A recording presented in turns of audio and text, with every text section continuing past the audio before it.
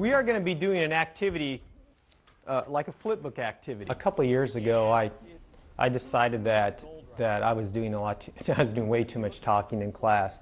And one thing I've always been aware of is that sometimes kids have a way of saying things that other kids can understand, and I could say it 5 different ways. They won't get it unless they hear it from a peer. And so I've always tried to do some kind of cooperative learning or group discussion in classes. And a lot of it's been in math. I've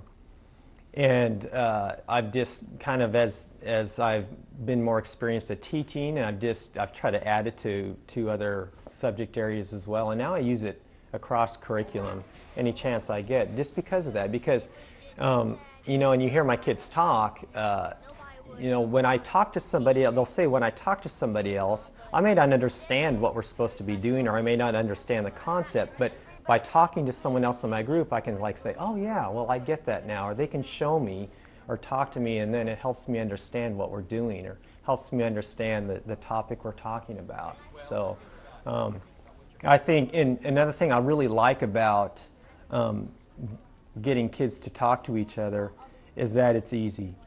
Planning that and incorporating that into part of your lesson is a really easy step to take that can really make a big impact on kids' learning.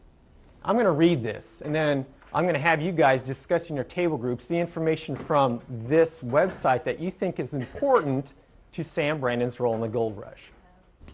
I actually kind of like it because sometimes when I don't have an idea of I don't really get it, when we're supposed to talk to our partner and your partner gets it, then that kind of helps me because he gives me his or her idea, and that gives me an idea of oh, okay, I think I know what I'm doing now. It helps me confirm if I'm right. Talk about that with your partner for a little bit. I like it because you get to hear other people's ideas, and you get to share yours, and you kind of get to think, pair, share with the other people. You get to say I don't really think that's right, and then you get to say yours and give them a reason why you said it. Okay, so what did you decide in your group?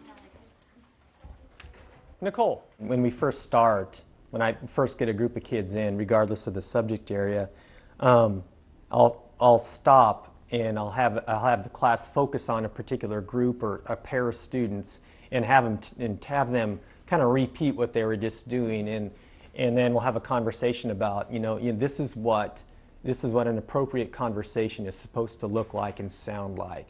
Okay, this is what I want to hear from all groups, and it's a lot of modeling and a lot of kids seeing that, and it's an ongoing process. I mean, you constantly have to remind kids of what they're supposed to be talking about, and especially about being respectful to other people's thoughts, and that it's okay to disagree, but you always need to back up what you're saying with I call it confirm your thinking with something that's going to help another person understand why you think the way you do.